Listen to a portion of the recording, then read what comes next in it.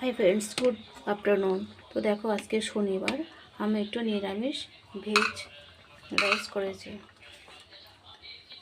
এইটাতে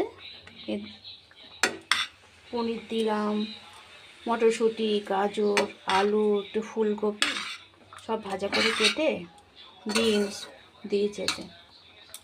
তো দেখো, এই রান্না করেছি। আজকে আমাদের নিরামিষ মেনু, বুঝেছে? কি সুন্দর কালারটা এসছে দেখো। একটু কাজু দিলাম, কিশমিশ দিলাম ভেজে। এই যে, তো তোমরা রান্না করবে।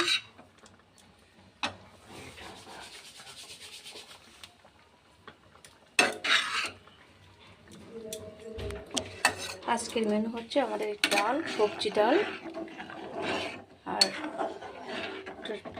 Veg rice. এই যে, কেমন হয়েছে তোমরা একটু কমেন্ট করে জানিও।